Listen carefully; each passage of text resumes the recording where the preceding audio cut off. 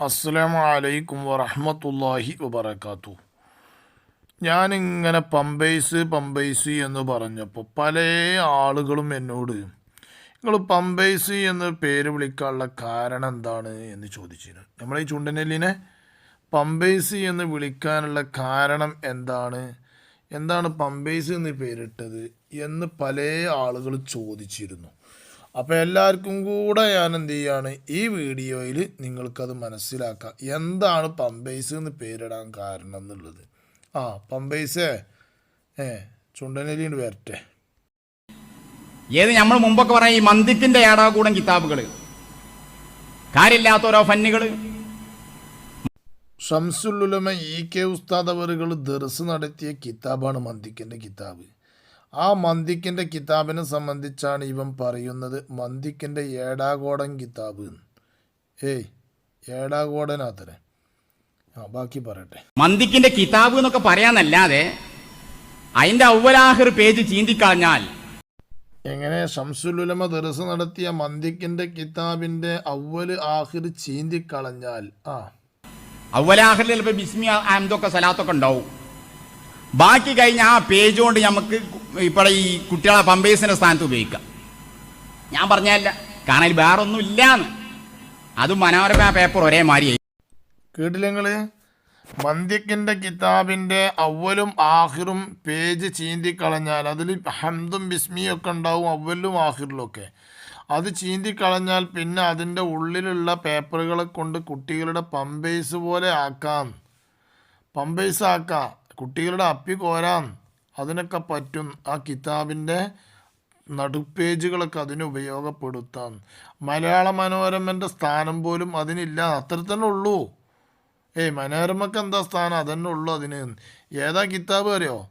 മഹാനായ ഷംസുൽ ഉലമ EK ഉസ്താദിനെ പോലത്തെ വലിയ വലിയ മഹാന്മാർ ദർസ് നടത്തി കൊടുത്ത കിതാബിനെ സംബന്ധിച്ചാണ് ഈ ഹഴവാൻ, ഈ ഹഴവാൻ ഈ പറയുന്നത്. ഇപ്പം ഇവനെന്താ പണി? പൈക്കള നോക്കി നടക്കുകയാണ്, അത് വേറെ വിഷയം. ഇപ്പം കിതാബിനെ സംബന്ധിച്ചാണ് പറയുന്നത്. ഷംസുൽ ഉലമയെ പോലത്തെ ഇൽമിൻ്റെ ബഹറുകൾ നടത്തിയ കിതാബിനെ ഇവൻ പമ്പേഴ്സിൻ്റെ സ്ഥാനത്തേക്ക് കൊടുത്തു, അതിനാക്കാം. അങ്ങനെ പറഞ്ഞതുകൊണ്ടാണ് ഇവനെ പമ്പേഴ്സ് കുഞ്ഞാപ്പൂ എന്ന് പേരിടാൻ കാരണം. പമ്പേഴ്സ് എന്ന് പറയാൻ കാരണം അതാണ്. മനസ്സിലായോ? കുറെ നമ്മൾ ഈ മന്ദിക്കിന്റെ ഏടാകൂടാണ്, മന്ദിക്കിൻ്റെ ഏടാകൂടാണ്. മന്ദിക്കില്ലെങ്കിൽ മോയന്തേജൊക്കെ പ്രസംഗിക്കുവോ? എൻ്റെ പ്രസംഗം, എൻ്റെ പിന്നെ നൗഷാദിൻ്റെ പ്രസംഗം, കുഞ്ഞൈമീൻ്റെ പ്രസംഗങ്ങളൊക്കെ മന്ദിക്കിലൂടെ അല്ലേ നിങ്ങൾ നടത്തുന്നത്. എന്നിട്ട് ആ മന്ദിക്കിനില്ലാത്ത കുറ്റല്ല, മന്ദിക്ക് ശരിയല്ല, അറങ്ങിയത് തന്നെ ശരിയല്ല. ഷംസുൽ ഉലമ പോലത്തെ കുത്തുബി ഉസ്താദിനെ പോലത്തെ, അതുപോലെ പല പാങ്ങിൽ അഹമ്മദ് കുട്ടി മുസ്ലിയാരെ പോലത്തെ വലിയ വലിയ മഹാന്മാർ ദർസ് നടത്തിയ മന്ദിക്കിൻ്റെ കിതാബിനെ സംബന്ധിച്ചാണ് ഇവൻ ഈ പറയുന്നത്. ഓലൊക്കെ പിന്നെ അപ്പിയാകാൻ മാത്രം ഇല്ലവനൊന്നും. എന്നിട്ടാ ഓനായി പറയുന്നത്. അത് തസ്രീഹ് മന്ദിക്ക്. അതിപ്പോ നാടന്മാർ 2 മിനിറ്റിനോട് ക്ഷമിക്കണം. 2 മിനിറ്റൊന്നുമല്ല, അന്നത്തെ ദിവസം ഫുള്ള് അന്നേറ്റ് ക്ഷമിക്കൂലേ. കാരണം അങ്ങനത്തെ മൊയ്തകളേക്കാർ എൻ്റെ മുന്നിൽ വന്ന് ഉത്തരിക്കുള്ളൂ, അല്ലാതെ ഇപ്പോൾ ആരും വന്ന് ഉത്തരിക്കൂല. തസ്രീഹ് മന്ദിക്കിനെ ഇപ്പോൾ പറയാൻ പോണത് കിതാബേ. തസ്രീഹ് മന്ദിക്ക് പറഞ്ഞ കിതാബിനെ സംബന്ധിച്ചാണ് ഇപ്പം ഇനി പറയുന്നത്. ഇത് പല കൂട്ടത്തിൽ കൂടെ ഇപ്പൊ പറഞ്ഞു പോകാൻ പറ്റൂല. മന്ദിക്ക് എന്നൊക്കെ പറഞ്ഞാൽ തർക്കശാസ്ത്രം. ഒരാളൊരു വർത്തമാനം പറഞ്ഞാൽ അതിന് എങ്ങനെ മറുപടി കൊടുക്കണം എന്ന് ഉപകാരമുള്ള കുറെ കാര്യങ്ങളൊക്കെ അതിലുണ്ട്, ഇല്ലാന്ന് പറയില്ല. കള്ള ഉപകാരമുള്ളത് അതിലുണ്ട് അല്ലേ? ഉപകാരമുള്ളത് അതിലുണ്ട്, അതില്ലാന്ന് പറയില്ല. അപ്പം ഉപകാരമുള്ളത് ഉണ്ട് എന്ന് മനസ്സിലായിക്കണേ. കൊഞ്ചമ്മോ എന്ത് സാധനം, എനിക്കൊക്കെ എന്തെല്ലാം വേറെ പല പണിക്കും പോയിക്കൂടെ. ഈ വെറുതെ ഈ ജനങ്ങളെ ഈ സ്റ്റേജും കെട്ടിക്കാണ്ട് മുന്നിലിരുത്തിക്കാണ്ട് കബളിപ്പിക്കാൻ നടക്കണോ? എൻ്റെ പ്രിയപ്പെട്ട സഹോദരന്മാരെ പ്രത്യേകിച്ച് മനസ്സിലാക്കണം, ഈ കുരുവട്ടൂരിൻ്റെ ടീമിൽ ഏതെങ്കിലും ആളുകൾ പെട്ടിട്ടുണ്ടെങ്കിൽ വളരെയധികം സൂക്ഷിച്ചോളിട്ടോ, വളരെയധികം സൂക്ഷിച്ചോളി. നമ്മുടെ ഈമാൻ തെറ്റിപ്പോവും. ഉറപ്പാണ്, യാതൊരു സംശയവുമില്ല.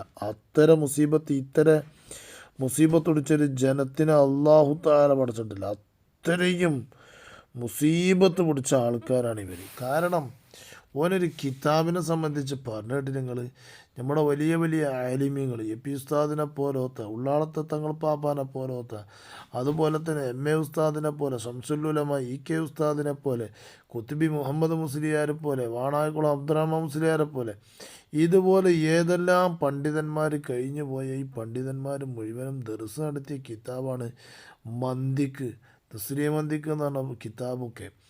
ആ കിതാബാണ് ഇപ്പോൾ ഇപ്പം പറഞ്ഞത്. ആ കിതാബ് കൊണ്ട് ഒരു കാര്യമല്ല. ആ കിതാബൊക്കെ എടുത്ത് വലിച്ചെറിയണം. ആ കിതാബ് എന്ത് ചെയ്യണം? അതിൻ്റെ തുടക്കവും അവസാനത്തിലും പിന്നെ പേജ് ഒഴിവാക്കി കഴിഞ്ഞാൽ അത് പമ്പേഴ്സിന് വരെ ഉപയോഗപ്പെടുത്താൻ പറ്റും. കുട്ടികളുടെ മൂട് തുറക്കാനും അതുപോലെ അപ്പി കോരാനും ഒക്കെ ഉപയോഗപ്പെടുത്താൻ പറ്റും. കാരണം എന്താ? അത്രയുള്ള ആ കിതാബിന് എന്തേ കാരണം? അത് തർക്കശാസ്ത്രമാണ്. പറഞ്ഞിട്ടില്ല നിങ്ങൾ? വലിയ വലിയ ആലിമീങ്ങൾ ദർസ് നടത്തിയ കിതാബിനെ സംബന്ധിച്ചാണ് ഇവൻ ഈ പറയുന്നത്. വളരെയധികം ഇവൻ്റെ കെണിയിലോ ഫസാദിലോ ഇവൻ്റെ കൂട്ടായ്മയിലോ ആരെങ്കിലും പെട്ടിട്ടുണ്ടെങ്കിൽ ദുനിയാവും ആഖിറവും നഷ്ടപ്പെട്ടു പോകും. നഷ്ടപ്പെട്ടു പോകും. കാരണം ദുനിയാവിൻ നഷ്ടപ്പെടുക എന്ന് പറഞ്ഞാൽ എന്താ? ഇവനെന്ത് ചെയ്യും? ഓരോ കാര്യങ്ങൾക്കും ഇവൻ്റെ ഷെയ്ഖ് കടം പേടിച്ചും പൈസ പേടിച്ചും ഇങ്ങനെ പിന്നെ നമ്മൾ ഇല്ലാത്തടത്തുനിന്ന് പൈസ ഉണ്ടാക്കി ചെന്ന് കൂടും. അങ്ങനെയൊക്കെ ചെയ്യും. അപ്പം നമുക്ക് എന്ത് ചെയ്യും? അത് വലിയ ദുനിയാവിൽ തന്നെ വലിയൊരു ബാധ്യതയും കടവുമായിക്കൊണ്ടായിരിക്കും ദുനിയാവും തന്നെ നമ്മൾ മരിച്ചു പോവുക. പിന്നെ ഇവിടുന്ന് ഇക്കോലത്തിൽ ജനങ്ങളെടുത്ത് കാശ് കടം വാങ്ങി കൊടുക്കാതെ, അതൊക്കെ നൗഷാദ് ചെയ്തതാണ്. 50,000 3 കൊടുക്കാണ്ടായിട്ട് 3 ടീമും എന്നോട് വിളിച്ചു പറഞ്ഞിരുന്നു. അന്നതുപോലെ കൊടുക്കാതെ പിന്നെ അങ്ങോട്ട് ചെന്ന് കഴിഞ്ഞാൽ എങ്ങനെ നമ്മൾ രക്ഷപ്പെടുക? ഒരിക്കലും നമ്മൾക്ക് രക്ഷപ്പെടാൻ കഴിയില്ല. അപ്പോൾ ആയതുകൊണ്ട് ഇവിടെയും രക്ഷയില്ല, അവിടെയും രക്ഷയില്ലാത്ത കോലത്തിലാണ്. കുരുവട്ടൂരികളുടെ ഒപ്പം കൂടിയാൽ എന്നുള്ള കാര്യം ആരും മറന്നു പോകരുത്. ഇന്നലൊക്കെ മലപ്പുറത്ത് നൗഷാദ് പ്രസംഗിച്ച പ്രസംഗം കേട്ടാൽ അത്രയും ഒരു തറ ഇതിനേക്കാൾ തറ ഒരാളുണ്ടാവില്ല. നൗഷാദിനേക്കാൾ താറായിട്ട് ഒരാളുണ്ടാവില്ല. ആ പ്രസംഗം ശരിക്ക് നിഷ്പക്ഷമായി കൊണ്ടൊന്നിരുന്ന് കേട്ട് നോക്കൂ നിങ്ങൾ. നൗഷാദിൻ്റെ പ്രസംഗങ്ങൾ അത്രയും തറയാണ്. എൻ്റെ പ്രിയപ്പെട്ടവരെ പ്രത്യേകം ശ്രദ്ധിക്കണം.